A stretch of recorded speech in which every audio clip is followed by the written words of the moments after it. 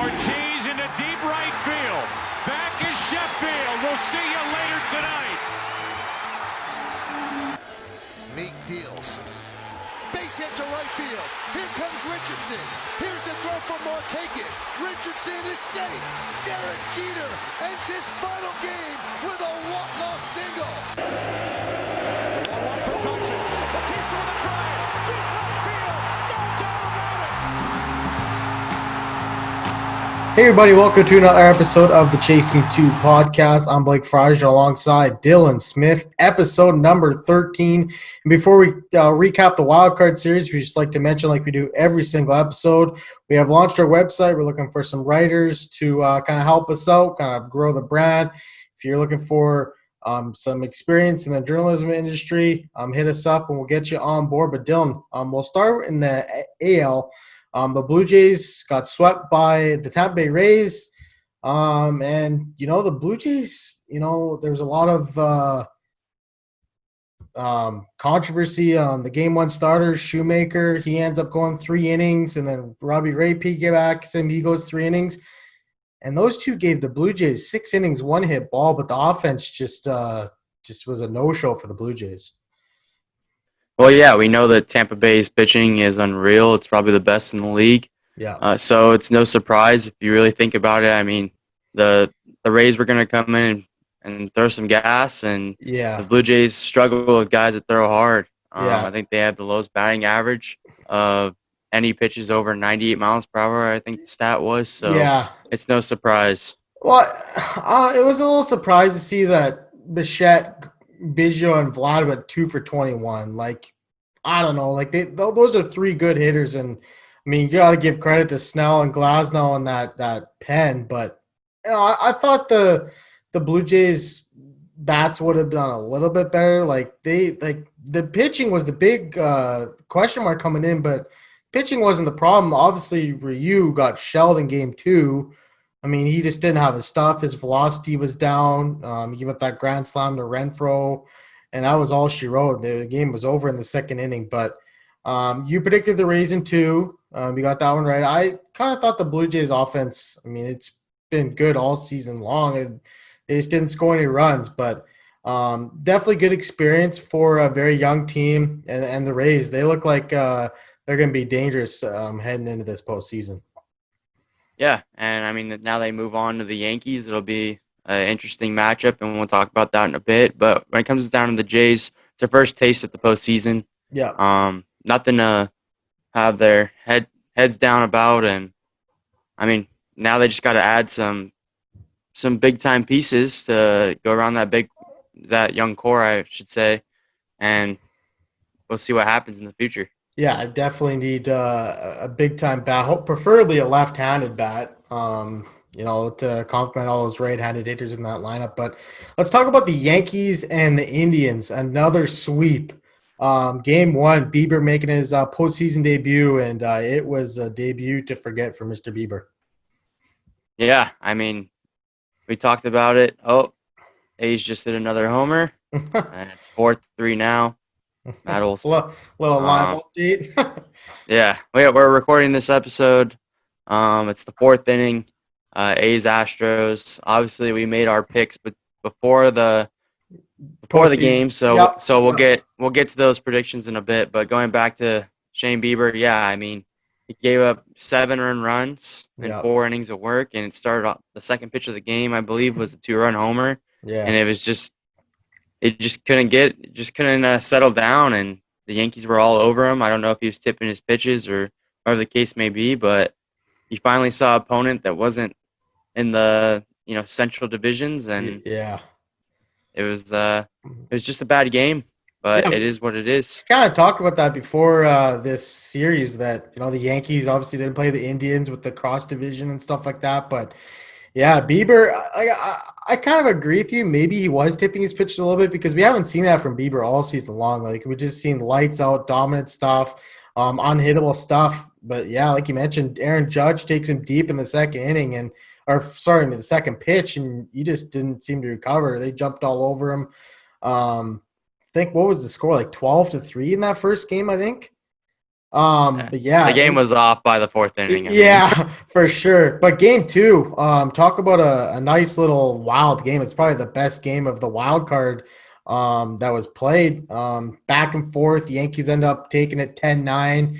DJ LeMahieu gets a single up the middle on the ninth inning to give the Yankees the lead. And the Indians definitely kicked themselves in the foot. Brad Hand made a costly error in the ninth inning. And the Indians, I thought we both actually picked the Indians to win this series, but the Yankees flexing their muscles a little bit. Well, yeah, they finally were the Yankees that we've been waiting for all season. I Yeah. mean, the early first 2 weeks, Yankees, they came out to play against the Indians. Tampa's going to be a lot harder. Oh, They're yeah. not just going to roll over Tampa. I was surprised that even the Indians scored that many runs in game two. Yeah. Because their offense isn't great. Mhm. But the Rays' offense on paper isn't anything. Oh, Another update. no, sorry. It was off the wall. Almost another homer. But yeah, the Rays' offense isn't anything special on paper. Yeah. But The pitching. they get it done. They get it done though. Yeah, they do. They scored runs against the Blue Jays, and Yeah. I know one of those games was off Ryu. They got Garrett Cole later on tonight. Yeah. Snell on the mound. So we'll see what happens. I mean, I think we'll get into those predictions, but as far as the Yankees in the Indian series, I think that they showed why they were the top dog coming into the season. Would you think that, like, Shane Bieber, like, going back to game one for a second, like that debut, do you think it was just nerves? Do you think it was just like going up against the Yankees, like he hasn't seen them all year? Like, what do you think like goes through a pitcher's mind and stuff like that? I think it just happened. It's Yeah. baseball. Stuff happens. I don't think that Yeah. there's any panic button being pressed on Shane Bieber. Yeah. I mean, Shane Bieber, he's electric. He's nasty. He's the Cy Young. Might even be the MVP. So Mm-hmm. I don't think that. I think it was just one of those days, and it happens to the best of us. Yeah, for sure. Now hopping over to the Houston and Minnesota series. I don't even know where to start with this. The Minnesota Twins get swept in this series. They lose their 19th straight postseason game. Like, I just feel so bad for this fan base. They actually just passed the Blackhawks of the NHL for the longest streak in out of the four major sports. The Blackhawks at 18, but man, this fan base has been through a lot, and I thought they would have, going up against Houston, I thought they would have won this series, but Donaldson ended up not being on the roster, and they just like I'm at a loss for words about the Twins, man. What about you? I mean, they choked away game one, and then game two, the running decision. I mean, I think they made 3 or 4 outs on the base paths. I mean, Yeah. you just can't do that. So, it was next to the Reds Braves series is probably I would say this was the most disappointing, and then that Reds Braves series was second disappointing. Yeah. Because I thought it was going to be. I mean, the pitching held up, but I mean, before we get into that, going back to the Houston should have not beat the Twins. Houston's No. pitching is not good. Once their bullpen gets into things, the game should be over once that bullpen comes in for playoff teams. So, Yeah. I mean, even their starting pitching, they got McCullers and they have Greinke, and Framber Valdez has been really good. Yeah, that's it. But Greinke hasn't been great. McCullers hasn't been great. So, I look at their roster. They really have one pitcher that has had a really nice year. Yeah. It's been impactful, and then everybody else is just you're throwing them on the mound and hoping that you can score some runs. I think So it was Twins, Yeah. the Twins that score a ton of runs should have been able to destroy the Astros pitching. Yeah, it was Polanco, right, that made that error at shortstop. Extended the inning, I think, and Romo ends up walking a run in, and then he gives up that two-run double, two-run single or something like that to Michael Brantley, and the floodgates just opened in game one there. They lost that one 4-1, but I predicted the Twins to sweep this series. Like you mentioned, I thought the offense would have been coming out guns a-blazing. We made these predictions before Donaldson was left off the roster with a calf injury. Maybe that helped him. I'm not sure. But let's talk about Carlos Correa here for a second. Like, what was your thoughts on his comments? What are the haters going to say now? Like, is he kind of creating a bigger target on the back for the Astros? Like, what do you think? I know you don't like Carlos Correa, but I'm not a huge fan of Carlos Correa. yeah, I think that most fans or even somebody that's worked in the game, if you've heard the things he yeah, says, I mean, I don't know why you would be a fan of his. yeah, To me, he's A-Rod 2.0. yeah, And I think even A-Rod, I mean, now A-Rod's likable, but even when A-Rod was doing his steroids, I think A-Rod's even more likable than Correa. yeah, I just for think sure. Correa, for some reason, he thinks that he wants to turn this into a Cinderella story comeback season, and it's not that. You made him, you messed. Now I don't even say a mistake. I don't even think he feels bad about it. So, I mean, There's just no he messed. accountability. Yeah, he messed up, and he just thinks it's okay. He thinks that it didn't affect anything. That they won that championship, I fair think and square. Yeah, I think part of that's on Manfred though, because he let the Astros players get off really so easily, right? They didn't get suspended at all, and that's kind of on Manfred. I think that this is like the kind of the follow, but we'll wrap up the Carlos Correa talk. But let's talk about the last series in the AL, the Oakland A's and the Chicago White Sox. What a wild series that was! You saw Game 1, absolutely dominant performance by Lucas Giolito, takes a perfect game into the 7th inning, and they win that one 4-1. Oakland bounces back though. Bassett goes 7 strong, 1 earned run. And Oakland goes on to win this one in 3 games. What a wild Game 3 that was, though, Dylan. Yeah, I mean, if it would have been just one game wild card, it would have been the same old A's, and they would have been bounced. So Yeah, for sure. for once, or I should say, this 3-game series, you saw the benefits because the A's, if it would have been one game, they would have been kicked out again in a wild Yeah, card game. for sure. But yeah, that third game was crazy. I mean, early you're feeling the White Sox. The A's have a charge, momentum shifts. There were some late opportunities to tie the game. Yep. It was just a really well played baseball game, very entertaining game. Probably one of the most entertaining games of the whole wild card. Definitely All the the series. longest. Yeah, 17 pitchers. Crazy. it was worth it though. I mean, it was strategic. If you love the game of baseball, managers were being strategic. Yeah. They were getting the guys over. The epic moments. They're interviewing Liriano for some reason. Yeah, like what do you think of that? Like I thought that was just crazy. Yeah, I mean, I'm not a fan in a playoff game, maybe in a regular Yeah. season or Jeez. obviously spring training and completely. And then he fine. ends up dropping an F-bomb. I was like, oh man. Like I mean, yeah, but I mean, if you're older baseball fan, you like those moments because it shows you the real emotion. It shows yeah. you Yeah. how guys feel, and that's good for the game. Mm-hmm. But let's go back to Game 1. Lucas Giolito was throwing a perfect game throughout more than half the game, and he was just electric. I mean, yeah. if you would have, if they could have, if this was a 5-game series, they would have got Giolito twice. Yeah, like that would have been bad that news. way. Yeah. Yeah. And we haven't seen Sean Manaea for the A's. He's gonna be pitching Game 3, I think. In this, I think he's slated to pitch against the Astros. It was just very interesting. 17 pitchers used. You don't use Sean Manaea. I don't like it. Like maybe it's because of the dangerous right-handed bats that the White Sox have with Abreu and Robert and like I don't know. But they threw Luzardo.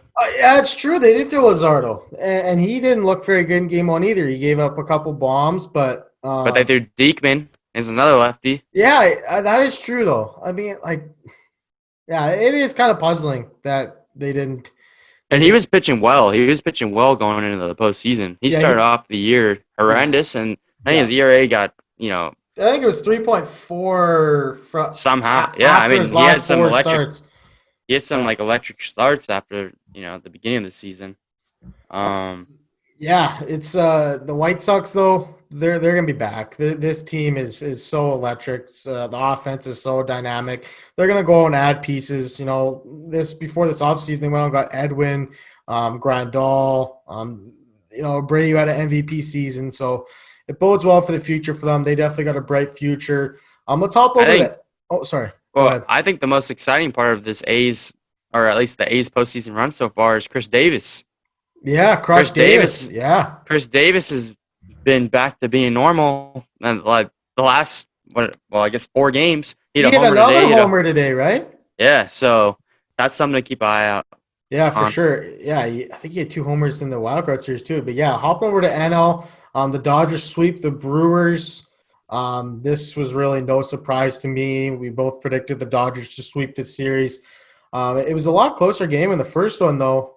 Actually, both games are actually pretty close. But, Corbin Burns' loss, I think, really hurt the Brewers because he was their guy going in. And he ends up getting hurt in the last week of the season. He definitely would have helped him.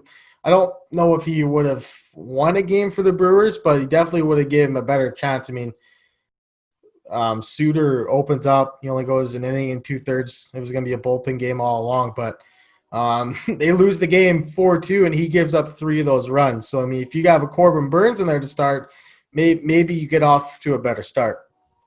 Yeah, I mean, obviously it is, it hurts their chances, but yeah, I don't think the Brewers didn't even have a chance in this series. If you look at the lineups they were putting out there, Christian Yelich isn't Christian Yelich right now. No. They need a rebuild. Not rebuild completely, but like this retool, offseason. Maybe? Yeah, a retool. Lorenzo Cain will be back next year. Hope Yelich bounces back, which I assume he will. Yeah. And they just have to shore up that infield. I mean, what do they got? Eric Sogard, Daniel Vogelbach, Jed Jerko. Like it's like they had Justin they need Smoke some pieces earlier. Yeah, it's not a very good infield for sure. Yelich. Pardon me, 2 for 9 in this series with 5 strikeouts. Just very, very uncharacteristic for him.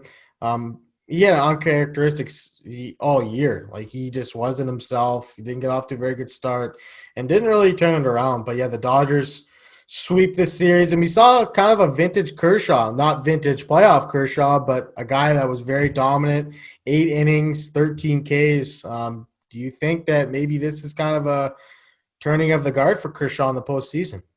I mean, Kershaw had some good outings even last year when they, in the postseason and the year before that. I mean, I know Kershaw gave up the homer to Rendon last year, but I'm pretty sure he started one of those games and was pretty electric against the Nationals earlier in that series. So, I think the pressure on Kershaw is just, it's ridiculous. Yeah. But they also use him out of the bullpen like no other starter I've ever seen. Yeah. We saw it with the Red Sox and Chris Sale a couple of years ago. But, I mean, I don't know. I don't know how many times you can go to Clayton Kershaw out of the bullpen and then expect him to deliver. It's like the definition of insanity. So, I mean, you've done it multiple times in multiple years. When are you going to learn?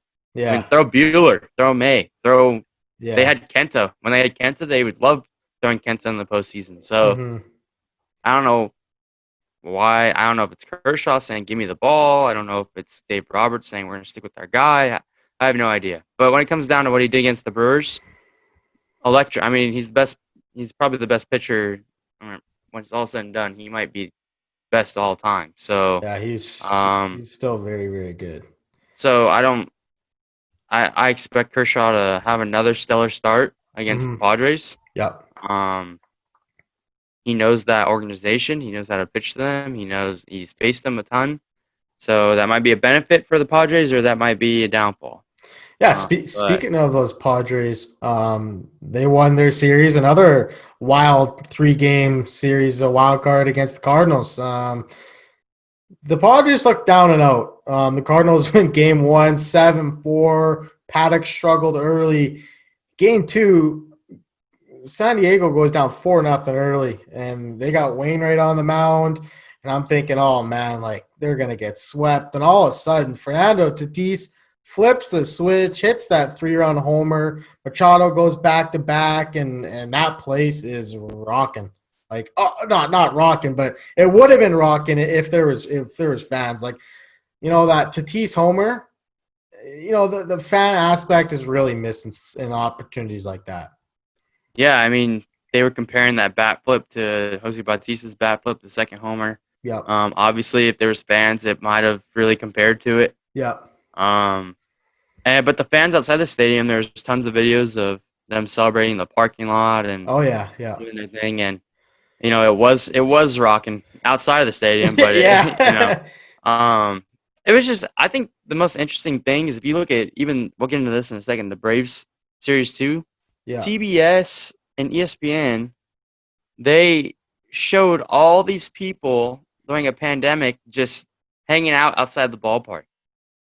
Like, your whole thing is like, we don't want fans, but yet the fans are literally like sitting right outside the ballpark. There's thousands of people in one place. Yeah. Like, wouldn't you think they'd have security? Like, hey, we can't do this here. Yeah, Like, we don't want to show that on the camera and stuff. Yeah. Well, I'm just saying, like, in general, like, if you really care about COVID, yeah. like, yeah. like, wouldn't you have security outside the stadium saying, "Oh, you guys can't stand, like, you guys can't be here"? Yeah. No, Like, I don't understand. Like, definitely a good point.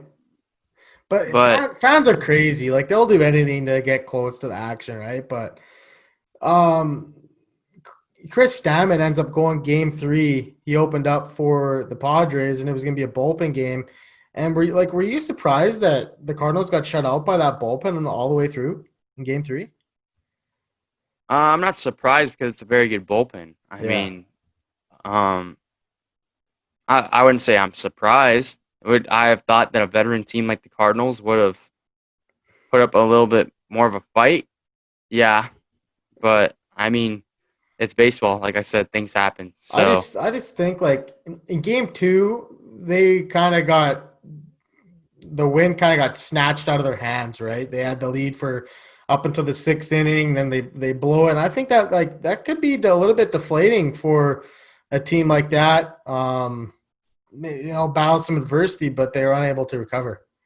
Yeah, I mean, it was a dogfight though in game 2, and maybe they, just when it got to game 3, innings got later and later. Yep. Your pressure, is getting heavier and heavier. So, I mean, it is what it is. Paul Goldschmidt alone isn't going to take them to the World Series. No, I mean, that's just plain and simple. But they need some starters. They need some bullpen pieces, and honestly, they need a bat to replace Marcell Ozuna's production from last year. So yeah, they didn't really go out and get anybody like to replace him, right? So that was still a pretty glaring hole for them in that offense, and you could definitely tell Marcell Ozuna I think he had 37 home runs from last year. He was terrific for him. And then they just let him walk. But I predicted the Padres in 3, and you predicted the Padres in 2. So we were both right, just a different amount of games. Let's hop over to the Marlins and the Cubs. The bottom feeders are just alive and well right now. The Marlins, they win 5-1 that first game. Alejandra goes 6 2/3. Then there was that delay, right? They didn't play the next game. It got postponed. And they go out win 2-0. Cooper hits that bomb off of Darvish in the 7th inning, and here we go again. Darvish had his struggles in the postseason as well. We were talking about Kershaw, right?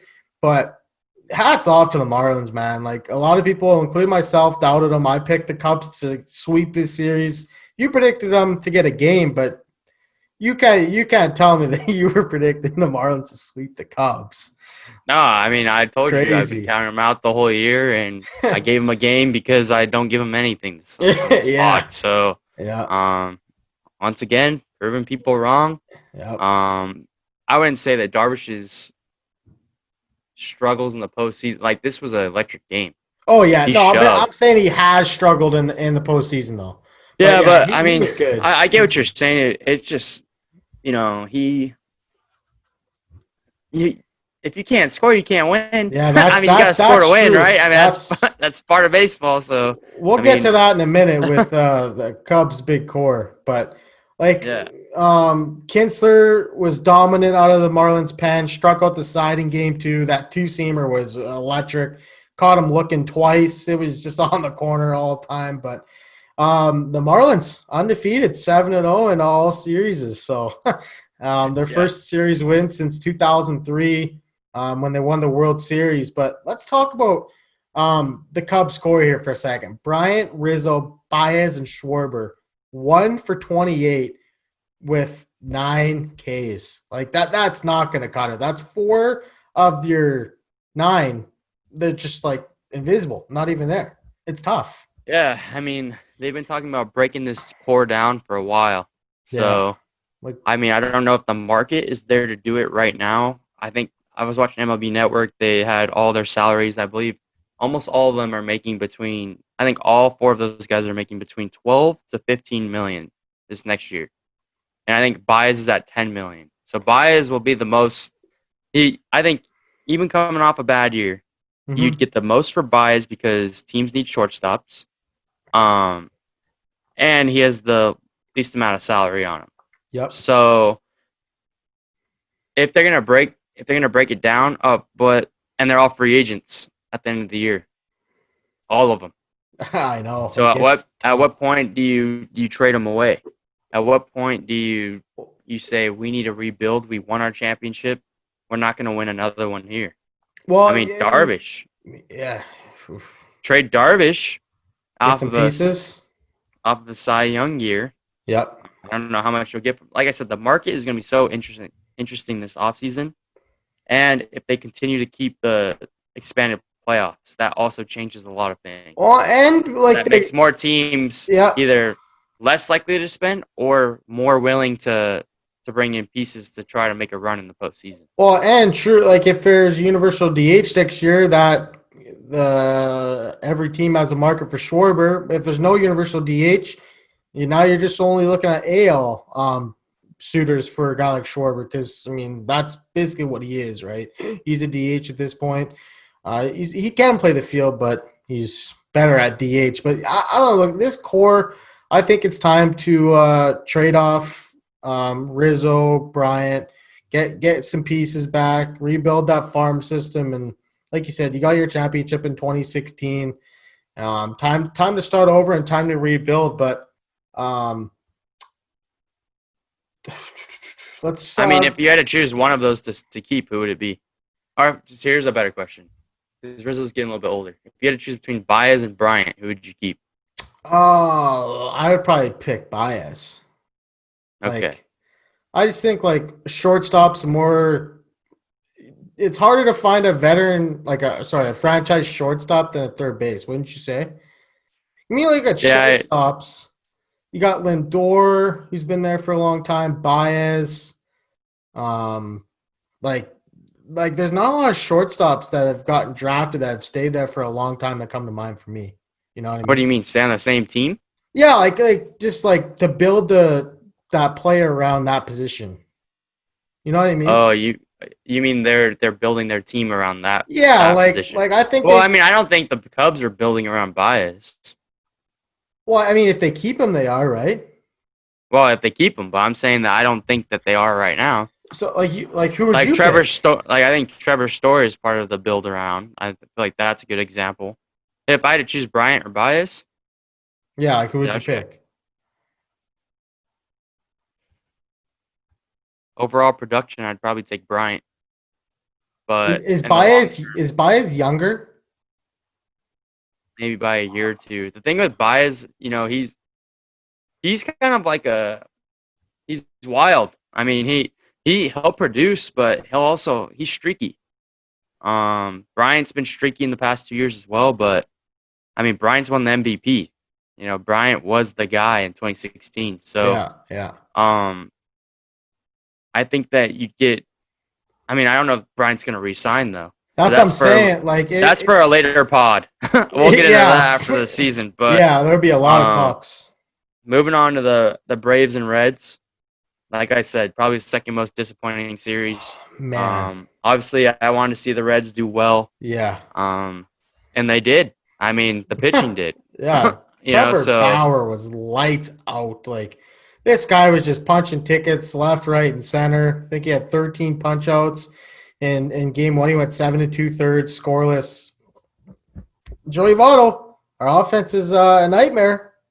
Not so much a nightmare in the playoffs. This offense, they had so many chances.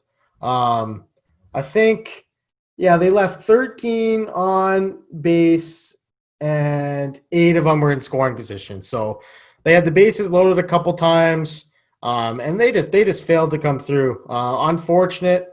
We both picked the Reds in 3, but yeah, the offense was just a no-show for the Reds. Yeah, and game 1 slipped through their hands.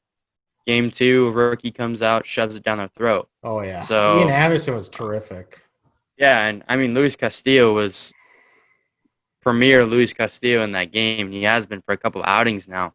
Yeah. So it's unfortunate. I mean, they're just beginning, but they don't have Bauer next year unless they re-sign him.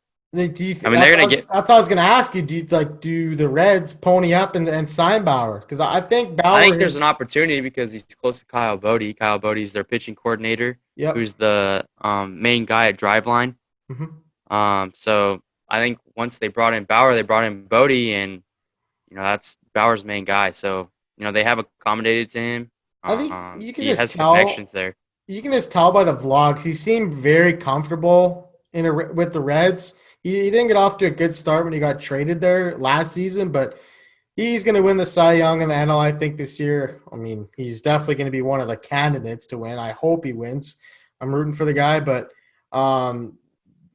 it's going to be interesting to see. There's going to be, if he hits the market, there's going to be teams on teams that line up and give this man a contract. Or maybe there's not. What do you mean? I mean, the personality's got to fit. Yeah, that's true. So he's. I mean, there's more to it than just his ability, and you That's have true. to look at. You can't just take this year and hand this man 28 to 30 million.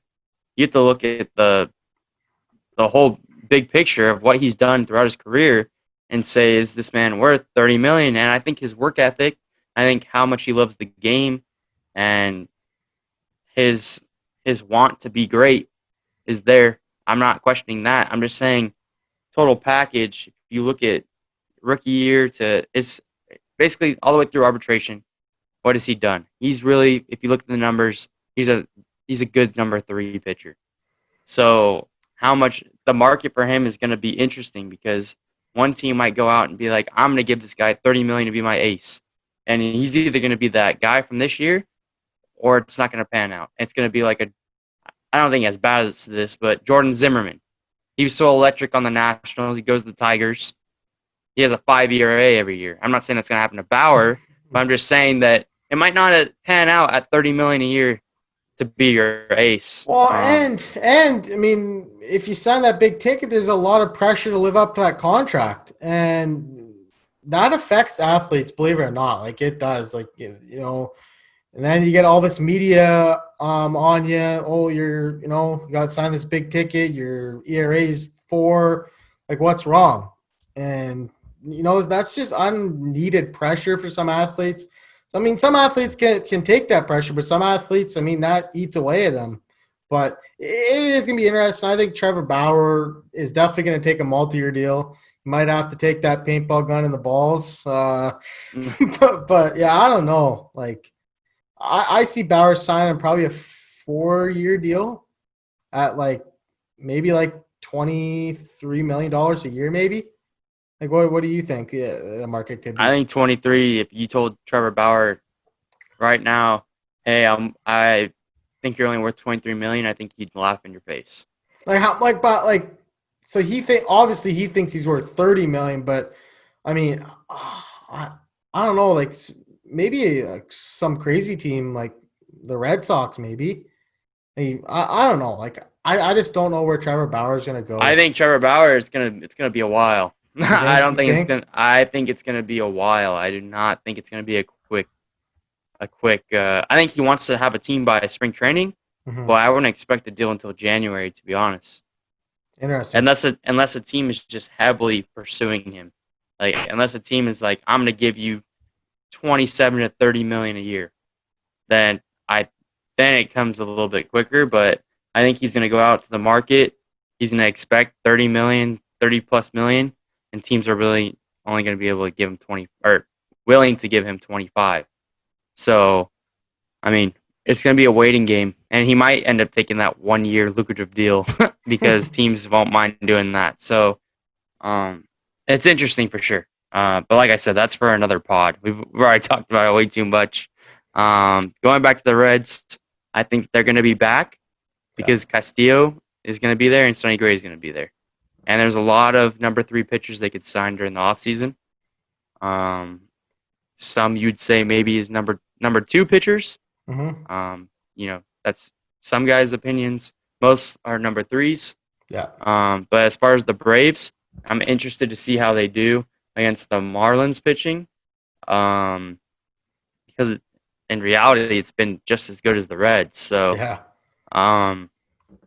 the Braves, I want to say they have an easy path to the CS, but I mean, the Marlins are, I don't know.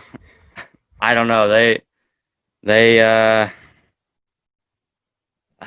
The Marlins are crazy right now, to say the least. Yeah, Dylan, let's talk about the ALDS here. They're going to be playing at Petco Park. And we're talking about the Rays and the Yankees. This is definitely a highly anticipated matchup. These two teams hate each other. The history with Brasso and Chapman, and, the Rays dominated the Yankees this year, 8-2 against them in the regular season. This is going to be a series for the ages for sure. Yeah, and we're going to see how that pitching does against that big offense and see if the Yankees are the same offense they were against the Indians. I personally have the Rays in 5. What do you got? I got the Rays in 4. I just think that the pitching for the Rays, when you look at it, you got Snell, Cole, game 1, and then you're going to have Glasnow, game 2 against Tanaka. Game 3, you're going to have Morton versus Garcia.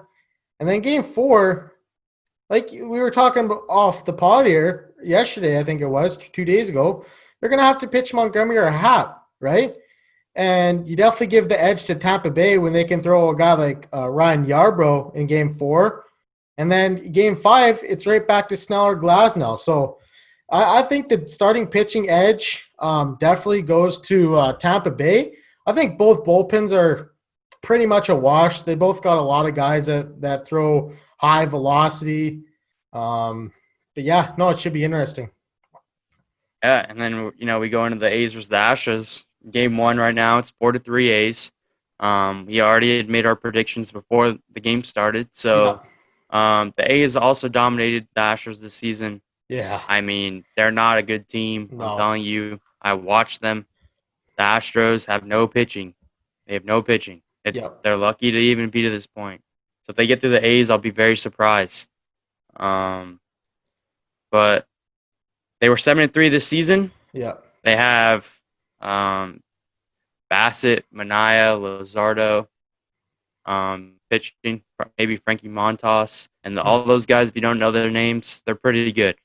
They get wins. The A's, you know how they do it. They're just like the Rays. They find the pieces they need that fit in, and they get it done. What's that righty's name on the A's? I'm drawing a blank right now. He got suspended. Frankie Montas. Yeah, Frankie Montas. Sorry, did you mention him? Yeah. Oh, sorry about that. Yeah, I didn't hear you mention him, but yeah. I have the A's in 3. I think they're sweeping. I have the A's in 4. I think Astros will get 1 game. I'll give the Astros a game because they got some guys that can. They got a lot of professional hitters. Like they got a lot of guys that can put together good at bats and maybe start a rally. But yeah, I don't see this being a series. I think the A's take this one. This is like the Yankee series where these two teams do not like each other. They've had their history with like Liriano and the Astros hitting coach. They had that bench clearing brawl earlier. Well, it wasn't really a brawl, but the bench is cleared. But yeah, 5-3 Oakland. 5-3 Oakland. Yeah. So another homer. No, sac fly. Oh, okay. But even Liam Hendricks.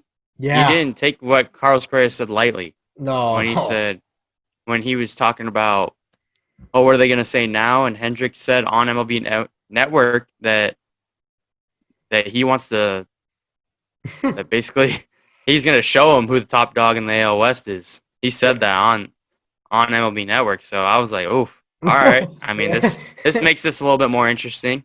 I like to hear that. But going into Dodgers Padres, Padres, this is the biggest test for them. There's a lot of question marks too. There's a lot of question marks. Like, is Clevenger and Lamet going to be back? Like that like to me, that sways my prediction. Like if Clevenger and Lamet pitch in the series, I think the Padres could win. But if they don't, I think that this series goes to 5 no matter what. You think so? Yeah. You think the offense is that good to keep up with the Dodgers 5 games? The Padres have played so many good games with the Dodgers this year. That's true. They're down in the wire games. Yeah. I know that the Dodgers were 6-4 against them this year. Yeah. But they were all hard-earned wins. Mm-hmm. So I have it going to 5 no matter what. I mean, we saw the offense get through the St. Louis pitching, and St. Louis pitching is pretty good. It's not Dodgers pitching, but the starting pitchers for St. Louis is pretty good. So, I have it at least going 5, but ultimately the Dodgers topping the Padres. I got if I got 2 predictions here, so I got to pick one. I'm gonna pick the Dodgers in 4 games. I just like. Going with the safe one, huh? Yeah, I'll go with the safe pick. Because I know you were going with Padres in 5 if Clevenger's pitching. Yeah, if he is pitching, like I don't know, like I have that in the notes here, but yeah, it's gonna be interesting because I mean Clevenger and Lamet make a huge difference, and if they can win the series or not. But actually, I want to ask you a question. Were you surprised that Kenley Jansen didn't close out Game 2 in a 3-0 game against the Brewers? Like, were you a little bit surprised? Not really, because they had 3 lefties coming up. True. And those cutters just going into the barrel. So I wasn't really surprised. And also, Kenley Jansen's velocity's been a little down.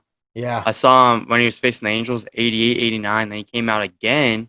He was 89 in the playoffs. Yeah. So I don't know if he's battling something. They just want to give him an extra day or whatever the case may be. Yeah. Obviously, I think if they would have got some runners on, Kenley would have been up. Yeah. But I just wanted to ask you. I was just like wanted to get your thoughts on that. But I mean, Gratterall's been elite he's been out of the pen. So I mean, I think the Dodgers were like, let's send him out there. I mean, he's been good for us all year. They could have went Trinan. They could have went with all these, I can't believe the Red Sox didn't want that guy. Oh my goodness, crazy. Yeah.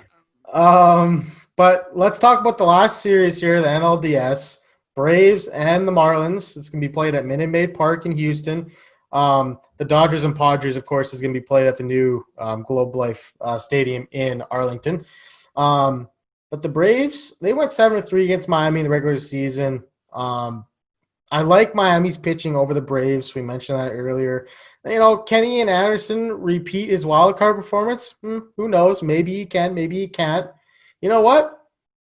I absolutely took a dump on the Marlins, predicted them to get swept. I'm taking them in 5 games. I think they can beat the Braves. Oh, I'm not that too into the Marlins. I think they're gonna get their first loss in this series. I got Braves in 4. Max Fried's going Game 1. I think that's gonna be a win. So you got 1 right there. Well, who you got? Sixto Game 1? No, because Sixto just went. He just went Friday. So Sixto ain't gonna pitch until probably Wednesday. So game 2 is tomorrow, right? Game 1 is tomorrow. Yeah, sorry. So Game 2 would be Sixto Sanchez. Yeah, I mean, so who would be the Game 1? You still have to get to their 4 and 5 starters though. The Marlins have to pitch their 4 and 5. So Alcantara, however you say that, and Sixto Game 1 and 2. That's a pretty good 1-2 punch. It's definitely no Max Fried. I mean, I'll check for you what they have up here. Okay. Let's see. They got Alcantara tomorrow against Freed. Yeah. Wow. Davy Garcia's going game 2 against Glasnow. Announced today. Oh, Tanaka's not going? Tanaka's game 3 against Morton. Wow, that's very interesting, actually. They're going with Pablo Lopez in game 2. So and he had game 3? He had a 3.61 ERA this year. Yeah, so I they're like going Sixto game 3 against Kyle Wright. Mm-hmm. That'd be a good matchup. Couple of young pitchers. Game 4 and 5 is to be determined. Yeah. So I still got Braves in 4. Yeah, I mean, maybe. Definitely this might be a shot in the dark for me, but there's a big opportunity to win 2 games. Yeah. I mean, you're not facing Sixto in game 2. He's more of a, hey, if it's 1-1, you give us the leverage, or if it's 0-2, you're saving us. Yeah. I mean, things could change. They could always change their mind and be like, Sixto, you're going game 2 now. Like if game 1. If they win game 1, do you think? Well, no, they would probably leave in game 3. They would stick with the rotation they have. Yeah. I don't know. So, are you still going to stick with? Who's your World Series pick now that the White Sox lost? Who do you got? Like, if you had to pick, would you probably? I've changed 3 times. The Dodgers are going on the NL. Yeah, for sure. Yeah, no doubt, no arguments there. I've had the Dodgers winning it all this whole time, so I'm gonna stick with that. Yeah. Like, either go back. I'm gonna say whoever wins the Yankees Rays. Yeah, I mean that's a pretty safe bet in my opinion. Whoever wins the Yankees Rays, and I picked the Rays, so it would be Rays Dodgers, and the Dodgers coming out on top. Yeah, I mean, I'll stick with the A's still. I think the A's could still go to the World Series. I think the A's / Rays and Yankees would be a really entertaining series. I think the A's Rays CS would be. Well, it would be weird. It would be some weird baseball. Why? Well, I mean, the Rays have the elite pitching core, but obviously the A's have the better hitting core. Like, offensively, they have the better core. Yeah. So I just think it would be like, we saw 17 pitchers with the White Sox and A's. Yeah. Like, imagine what it's going to be like with the Rays and A's. And the Rays are Mr. Matchup, so it'll be definitely interesting to see. But so just to recap here in the CS, I got the Rays in 4. Dylan's got the Rays in 5. I got the A's in 4. Dylan's got the A's in 3. I got the Dodgers in 4. Smith has got the Dodgers in 5, and I got the Marlins in 5. And Dylan's got the Braves in 4. Just like to thank everyone for listening. Hit us up on our website if you want to help us out and write for us. And everyone enjoy that playoff baseball. Yep, take care, guys.